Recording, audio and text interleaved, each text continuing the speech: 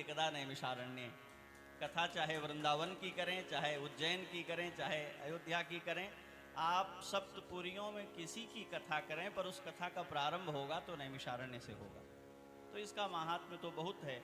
एक विशेष महात्म्य है और वो ये है कि यस्यामलम नृपसदस्सु यशोधुनापि कहकर हम जिसकी प्रार्थना करते हैं, अद्यावधि पर्यंत इस भारतवर्ष में पवित्र होने के लिए, निर्मल होने के लिए, अपने पापों से छूटने के लिए जिनके पावन चरित्र को गाया जाता है, और श्री कृष्ण परमात्मा का चरित्र कीर्तन करने के लिए जो श्रीमद् भागवत महापुराण रचा गया, जिसकी आप कथा सुन रहे हैं, उसमें भी जब किसी के बारे में घोषणा करनी पड़ी, अच्छाई का, सच्चाई का और सच्चरित्रता का प्रमाण कौन है, तो कहा गया ओम नमो भगवते उत्तम श्लोकाय। उत्तम श्लोक कौन है, साधुवाद की, अच्छाई की कसौटी कौन है, तो राजाधिराज श्री रामचंद्र को कहा गया।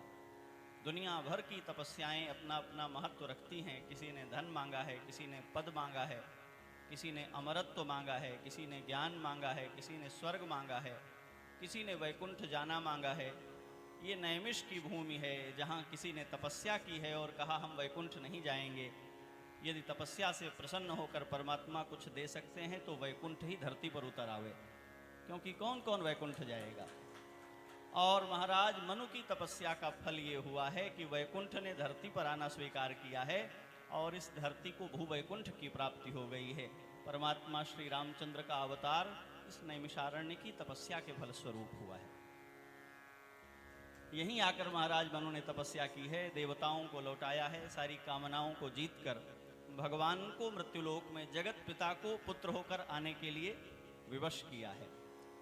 उस भूमि में बैठकर आप कथा सुन रहे हैं। श्रीमद् भागवत कथा के विषय में मैं क्या कहूँ, मैं तो महाराज जी के सम्मुख विद्यार्थी ही हूँ, और विद्यार्थी जीवन में जब आपके पास था श्री हनुमान वाटिका में कुछ कभी कभी पूज्य आचार्य जी की वाणी में, आपकी वाणी में सुनने को, तो मानस के शब्दों की महाराज जी बहुत सुंदर चर्चा, और विशेष रूप से जो उसमें देशज शब्द हैं, अवधि के जो प्रकृत शब्द हैं, उनका तात्पर्य क्या है, उनका क्या उपयोग है, वो सब मैंने सुना है। तो मैं यहाँ भागवत बोलने के लिए नहीं बैठा हूँ, केवल एक बात कहने बैठा हूँ। भागवत की फलश्रुति में कहा गया है बहुत सारे महात्म्यों के बीच कि भागवत सुनेंगे तो इसका आत्यंतिक फल क्या है, अल्टीमेटली इससे आपको क्या मिल सकता है।